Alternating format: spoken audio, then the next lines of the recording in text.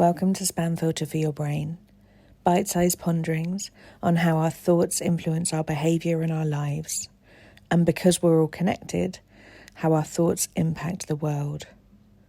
I'm here to help people reconnect with their bodies and declutter their brains. And I don't believe that we should just magically know how our emotions and our thoughts impact our lives if no one ever teaches us. So let's learn this stuff together. You should just trust yourself. Just trust yourself, everyone says. Like you weren't already trying to do that. The problem is that just trust yourself doesn't mean anything when no one ever taught you how. And in fact, most of us were actually socialized to do completely the opposite.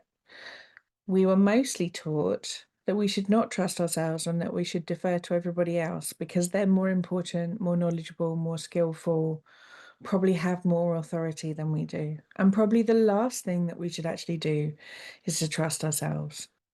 And this comes through in so much messaging from us, from a lot of the schooling that many of us received, from religion to politicians to the patriarchy. There are so many messages coming in that bombard us the whole time that we, silly little people, cannot be trusted. And actually, we should defer our decision making or our authority to somebody else. And although lots of us know that this stuff is going on, sometimes when it comes to our own self-opinion or decisions about ourselves or things that involve us personally, we can think of this as some internalized flaw that we personally have developed. And so our feedback cannot be trusted about ourselves. And so we seek it elsewhere. And we can see that both that systemically should not be happening, but also for us, we are individually flawed enough that this really is how we should behave. And this week, I just wanted to call out where some of this stuff can seep into our skin so much that we don't even notice that we're doing it. And actually, to just be able to spot what's going on for us helps us be able to create some kind of pause and disruption to go, is that actually what I want to be doing?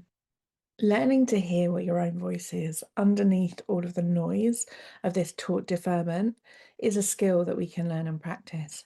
And I think that the first step in this skill is just pausing to notice when you catch yourself thinking, oh, I should go and seek some kind of validation from other people.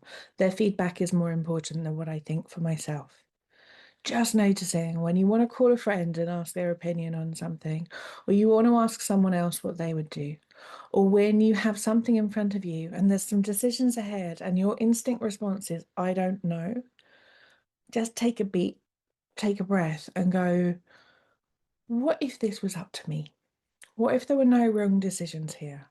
What if there was no punishment, retribution, or bad outcomes for making the wrong decision? What would I do then?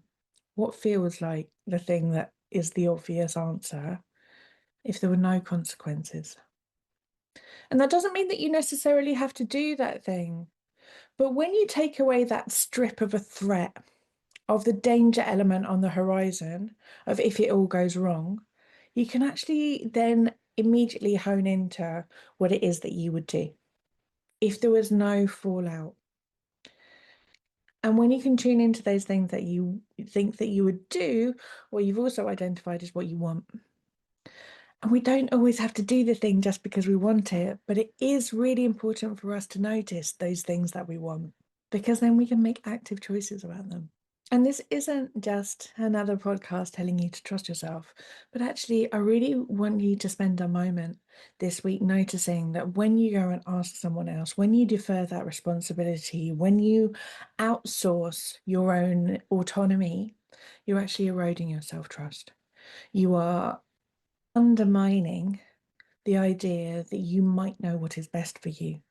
And we have so much messaging of that going on around us the whole time. We could really do with being on our own side. Reclaiming our inner authority is a massive act of rebellion.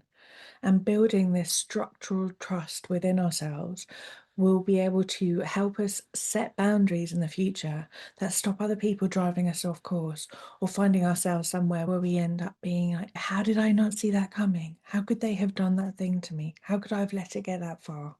Which is something that I hear in so many work situations, sometimes in relationship situations, often with money.